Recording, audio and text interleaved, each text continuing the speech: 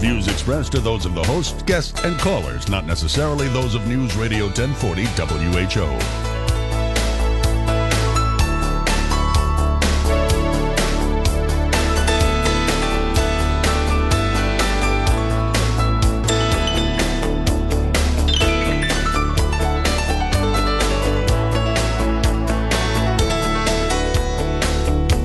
Good morning, friends. Welcome back to the conversation. I've been watching this little mini political dust-up here in the state the last couple of days. It's been fascinating to watch because a couple of weeks ago, the Branstad administration was invited to lend his support and name to what has become an annual conference on LGBTQ youth. Okay. We'll untie the alphabet soup here in just a moment. And this was a priority of the last couple of Democratic governors under Vilsack and under Culver. It is the gay lobby running its template. LGBTQ stands for lesbian, gay, bisexual, transgendered, and questioning. But they should just put the word pending or something there, or we don't know yet. Undecided. No. Occupant. Sorry. Anyway, back to the point here. And this is an organization that is running the playbook for the gay lobby. The playbook is: the way we advance our cause is to assert victim status. And the bully bills that got pushed through in the last couple of governors' reigns and got the foot in the door to the gay, lesbian, bisexual, transsexual, and questioning group. And since there has been a change in the governor's mansion from Democrat to Republican, they thought that they could bully Governor Branstad into supporting their agenda. Initially, the governor says, no, we're not signing on to that. We have no plans to sign on to that. And we support the cause of protecting kids who are being bullied, but we don't want to be associated. We don't want to put our name on this particular event. Yet, after that thought was settled, the gay lobby advanced a counterattack and apparently bullied the governor into supporting it again. So I'm not exactly sure what the status of all of this is. It's fascinating to watch. But one of the organizations that has a close tie to the issue and has been supportive of Governor Branstad on many of these social issues is from the family leader, Bob Vanderplatz. Welcome aboard, sir. Good to be here, Jan. Thanks for having me. I was kind of confused to watch this progress. I think I have the progression correct. I might have imposed my worldview a couple times in the description, but do I have the calendar of events or the events correct in how I listed the history? From my understanding, that is correct. As recently as a week ago, a couple of our guys, Chuck Hurley and Danny Carroll, down at the Capitol every day, were basically assured by the governor's office, not the governor himself, but the governor's office, that, hey, our name is not going to be lended out to this conference or to this group, so you don't have to worry about it. And next thing you know, we see that there's a letter from Governor Branstad saying that, no, I'm fully supportive of the conference. I'm pleased to lend my name to make it the governor's annual or 7th annual conference on LGBTQ.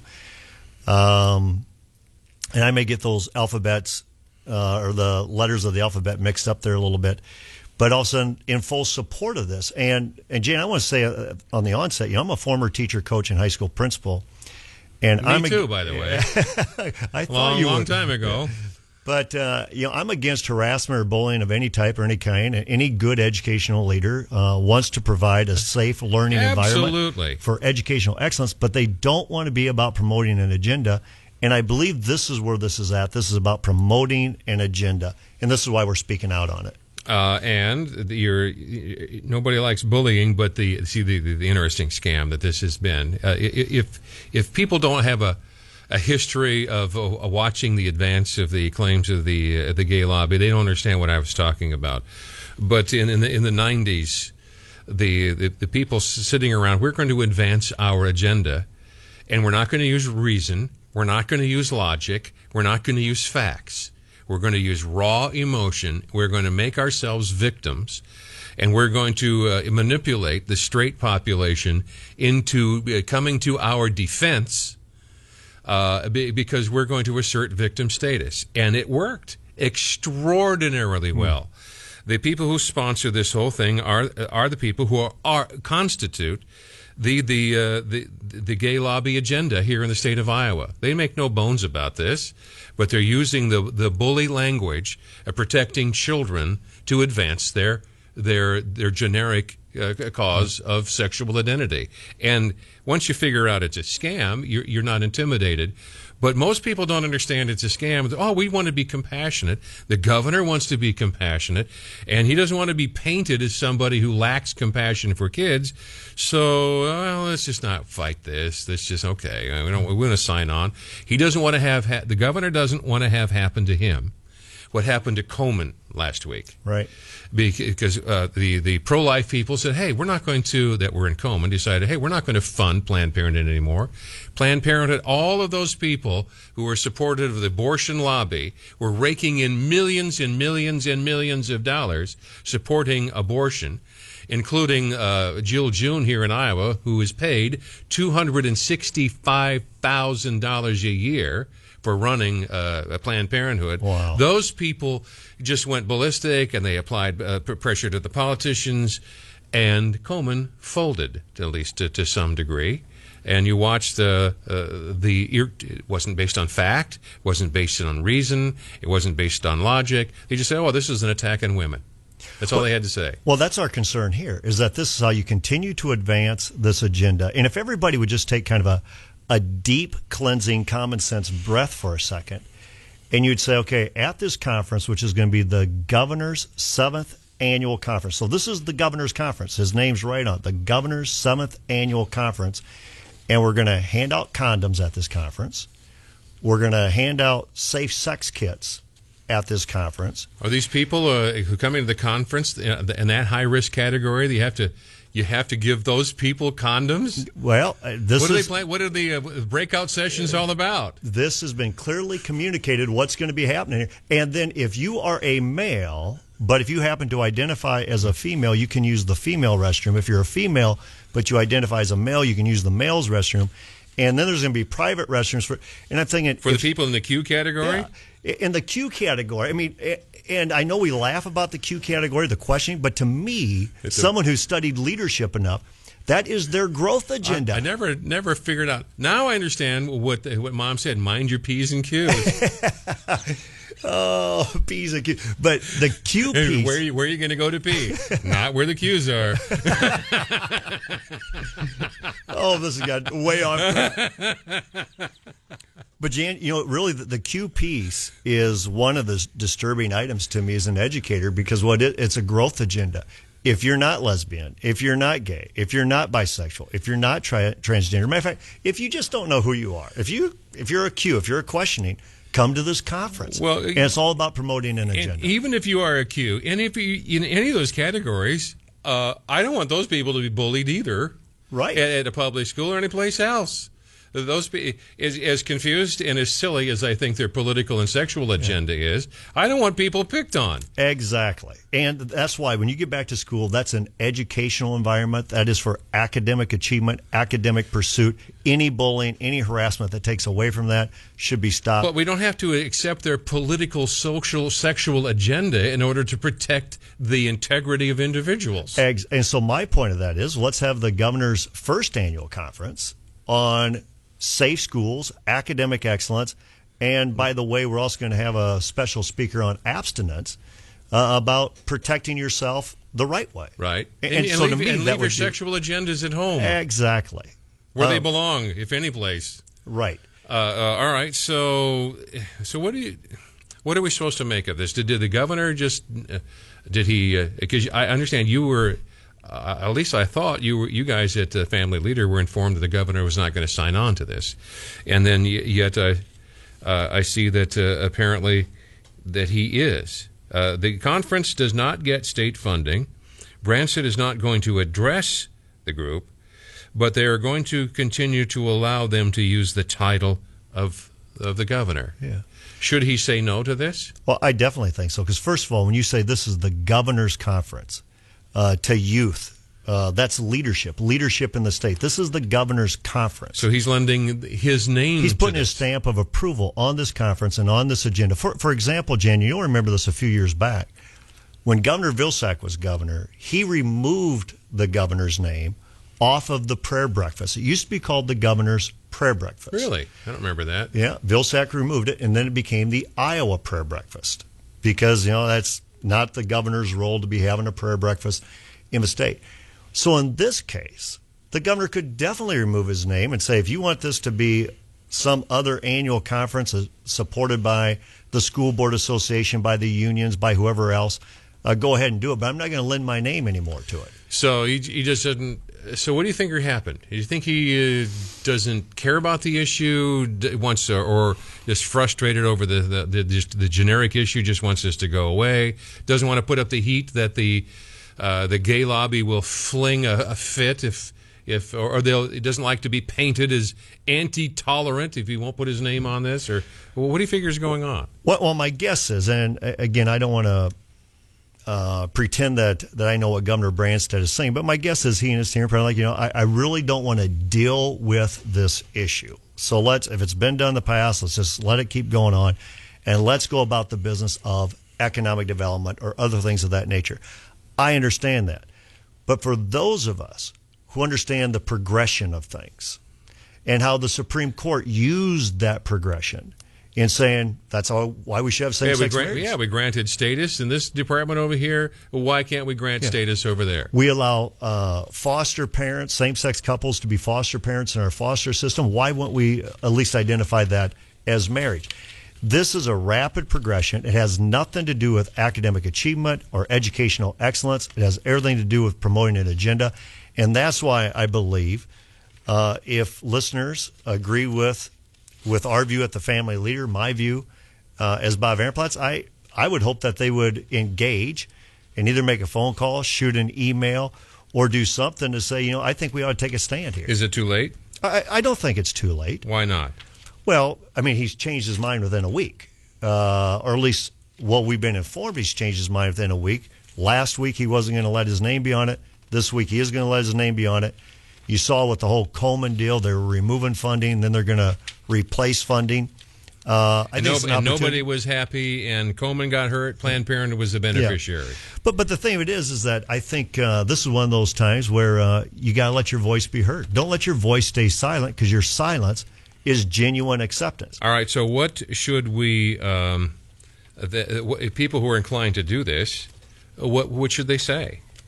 I would say I think we should keep the focus where the focus is, and that is on educational excellence, providing safe schools. Let's talk about abstinence against in our schools. Let's make this as simple as possible. When people email the governor's office, what do you want them to say? Please don't lend your name to this conference. Yeah, I think is that enough? That's about as clear as it needs to be. That according to our values and the conservative values which we purport, I think it's disingenuous to be lending your name to this conference, and I think it only helps advance. And these are the very people, Jan, politically, that are trying to defeat conservatives at the ballot box every day. Whether it's a state legislator, a rep, or governor, or U.S. senator, they're trying to defeat conservatives. This is George Soros. This is Tim Gill. They want to defeat conservatives. I would not play into the people who are supporting the continuation of Senator Gronstall's office, where he's obstructing almost 40% of the Branstad agenda. Exactly. On a day-to-day basis. The chief obstructor is the person who's the most getting the most benefits out of the status quo. But however, I have a however here. because the governor, his administration said, I think this was either today or yesterday, that it is appealing the Polk County District Court's ruling that ordered the state health officials to issue birth certificates listing both members of a same-sex marriage as the legal parents of that 2-year-old. So there seems to be mixed messages here. When we come back here in a moment, I'd like you to talk to us about it on 1040 WHO. News Radio 1040 WHO. My family and I lived in 31 different houses. Later, we'll have some open line time. But right now in the studio with us, Bob Vanderplas is here from the Family Leader, and Chuck Hurley has joined us from that same organization. Gentlemen, we have just a few minutes remaining. What do you want us to know about this? Because we have had a change at the top of the government here in the state of Iowa. Republicans resume the majority on the House side. The governor is now Republican, and many of the people who voted for Governor Branstad did so because they wanted him to advance not only the economic causes of the state of Iowa, which are many, but as the social ones too, and that would include resisting the claims of the agendas of the gay lobby. So where are we now? The simplest way I can frame this whole issue, Jan, is that we have a higher responsibility than politics, lawsuits, anything else. We have a responsibility to children to not do what Jesus said don't do. He said, anyone who causes a child who trusts in me to lose his faith, it would be better to have a millstone tied around his neck and thrown in the deepest part of the sea. This education conference, as interesting as it is to look at all the nuances and to talk about the Susan Komen analogies, is really about pushing an agenda on impressionable school children. And until we rise up with some righteous indignation and some great strategy and say, no more are you going to do this? Well, I thought we did that. I thought we did that, and I thought that was what the governor was committed to assisting in. I think you've done it, Jan. I know Bob's done it. I know a lot of people are doing it, but I don't sense that kind of righteous indignation from the legislature or the governor. All right. So, well, they said they started this session. Some of the Republican leadership said that we're not going to deal with social issues this year. We're going to deal with economic ones. We don't want to deal with the divisive social issues this year. We're only going to deal with the divisive economic ones. It reminds me of Governor Mitch Daniels, who said we should call a truce on the social issues. In other words, the abortionists and the homosexual activists win. That's what a truce means in this context. Well, back to what we were talking about earlier, the Branstad administration is appealing that court ruling on the same gender marriage certificates. So that's a legal issue. It sounds like as if the administration is taking a principled stand there. I think it's a great move to take that sort of a principled stand. But I think what Chuck is talking about, when you and I have been talking about as well, Jan, is that you'd like to see consistency across the board. And so on leadership like this, of lending your name, again, that this is the governor's 7th annual conference. So everybody understand that when you say this is the governor's 7th annual conference, you are owning that conference and everything that happens at that conference, whether it's passing out condoms, safe sex, use whatever restroom you feel like, the message, the agenda, you're owning that conference. And you asked going into this segment, what would you like to see done? And quite frankly, I guess I just like to see leadership. And it goes back to parental advice we give our boys is that you'll never be right when you do what's wrong, but you'll never be wrong when you do what's right. Just do what's right. And the fact of the matter here is that this has nothing to do with academic achievement, educational excellence, has everything to do with promoting an agenda. And I would suggest removing your name from that conference. It's interesting, too. I was listening to a lecture the other day, and I think a lot of politicians, when they vote, many of them don't vote on the basis of principle.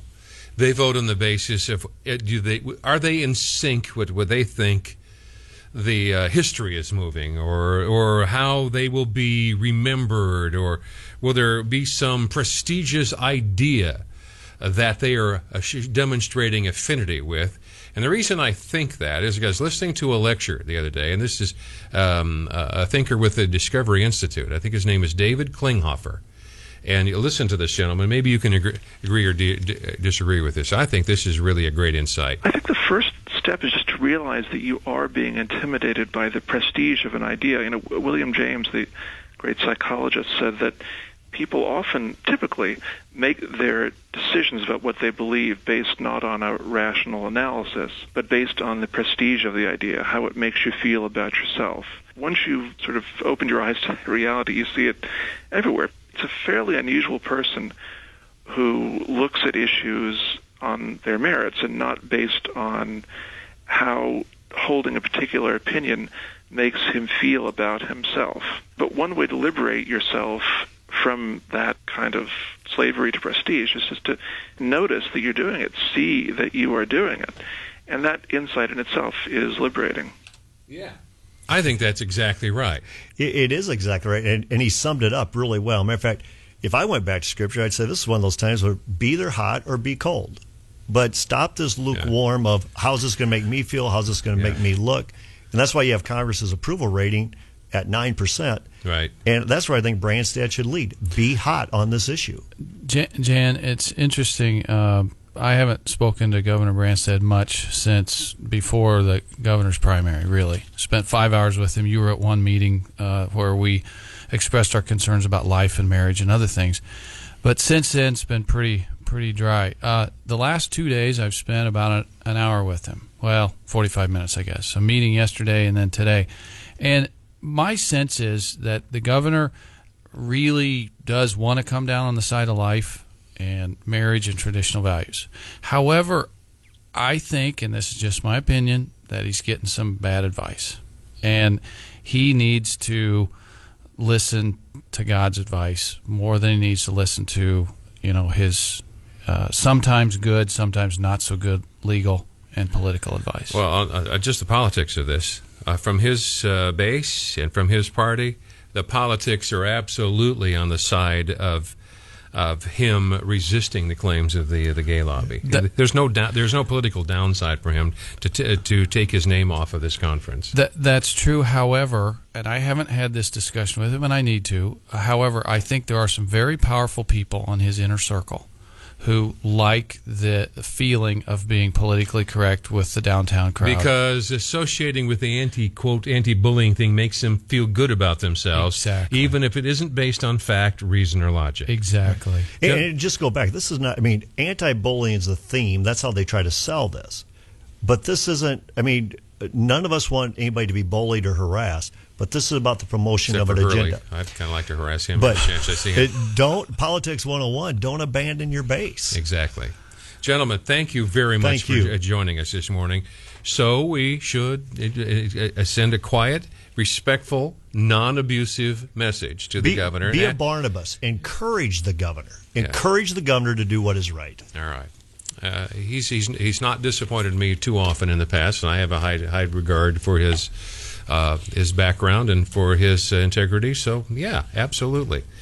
A quiet thing would be a very useful thing to do. Thank you, gentlemen. Appreciate it. The name of that conference that has been formally known as the Governor's Conference was the where is it here? I found it. I just put it aside. It is the Governor's. It's the annual Iowa Governor's Conference on the LGBTQ youth. Started under Vilsack, continued under Culver.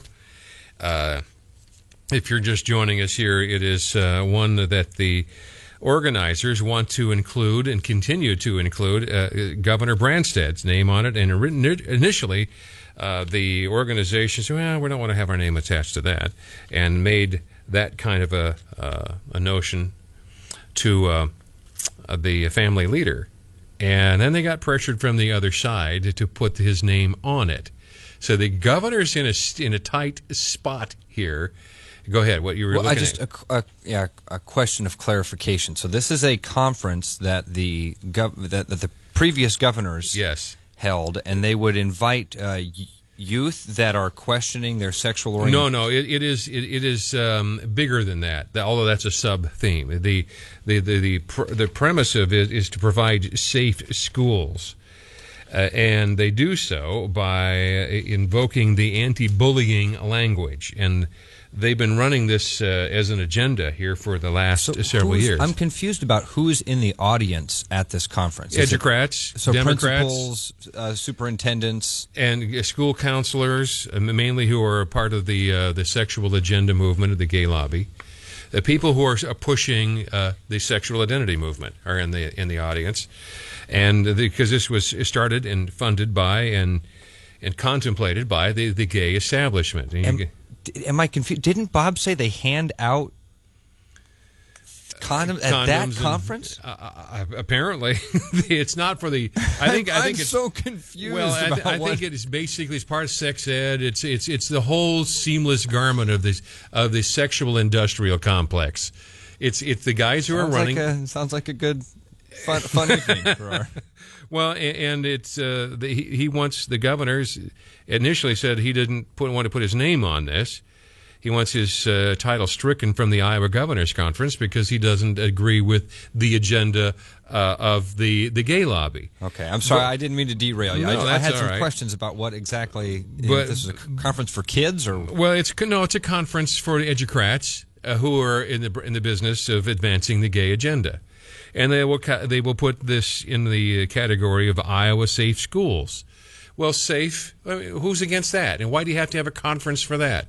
The whole impetus of the anti-bullying industry is to advance the cause of the gay agenda and to assert the victim status, which is not to say that some gays have not been bullied and harassed, but it is designed to assert the victim status to get people to come to their defense.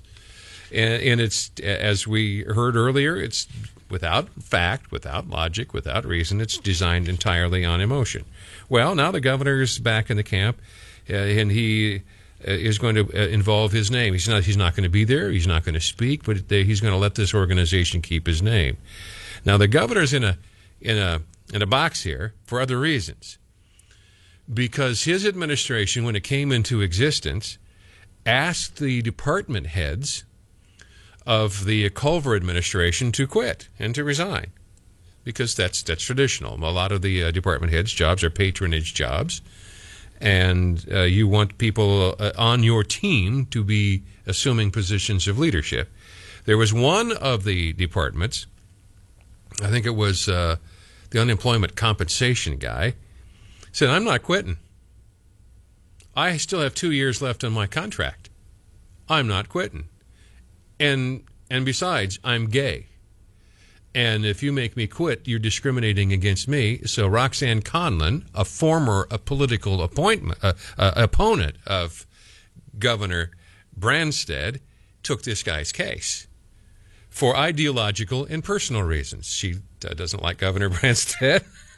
And I don't know how much I don't even know if she's accepting pay. But it's an ideological war that's going on right now at the State House.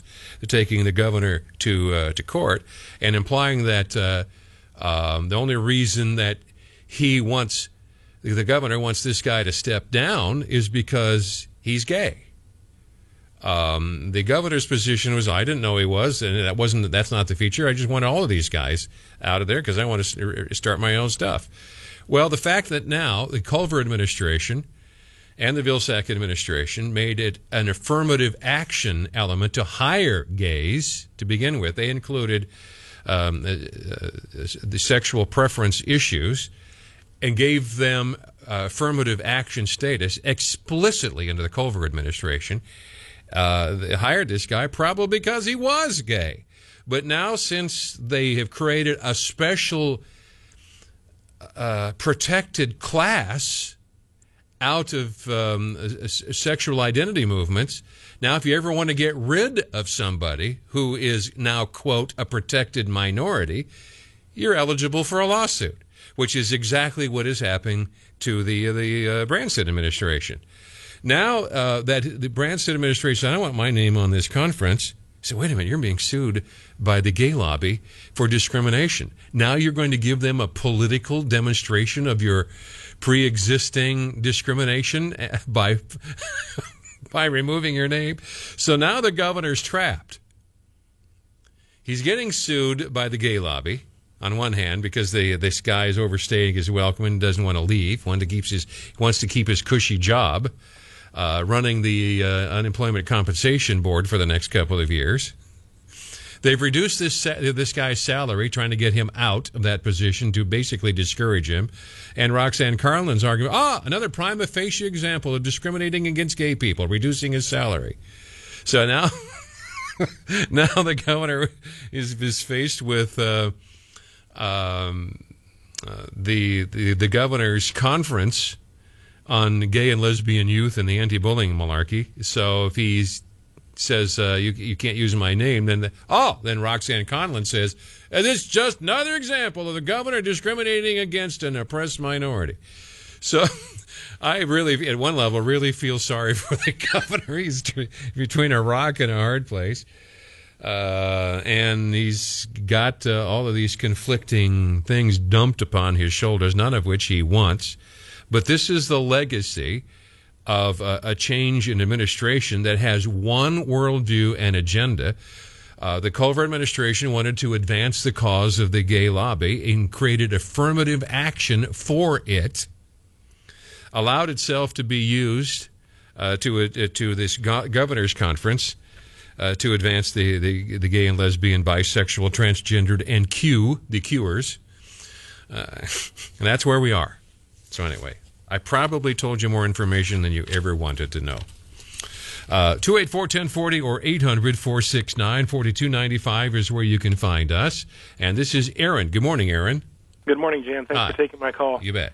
Hey, in addition to writing or emailing the governor, another idea that occurred to me is once a month, WHO hosts him for an hour for the Call Governor Branstad true. segment. My understanding is that that's tonight. I might be wrong on that, but that's another means by which people could contact. Yes, that is tonight. That's a good idea. So, yeah. And again, respectfully and not to overwhelm the switchboard at WHO, but just to call him and ask him on air, yes. Hey, why are you doing this? And we really encourage you to reverse your reversal. What you said is very important because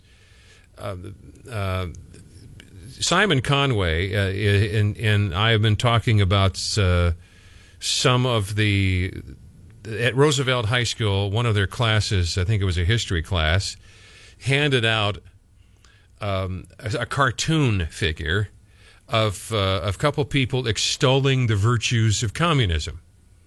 Now that went viral.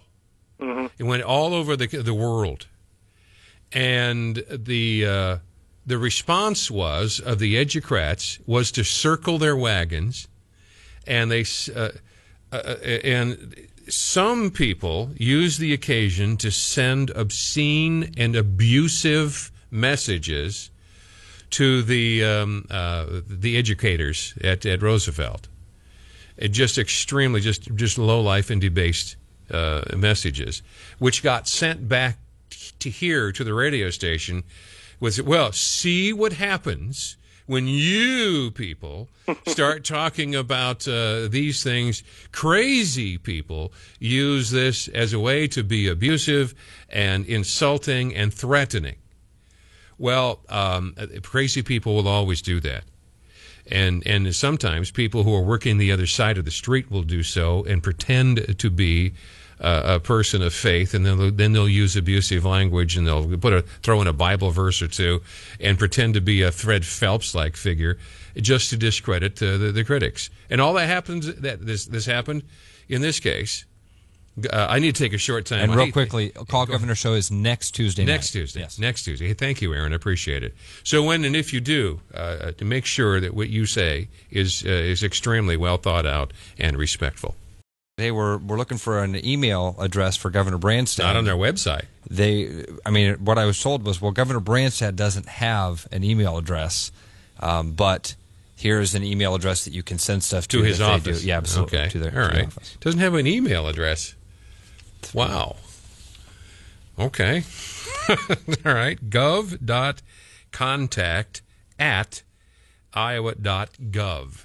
All right. We're not going to talk about this, but I thought it was interesting. We were talking about the gotcha cams.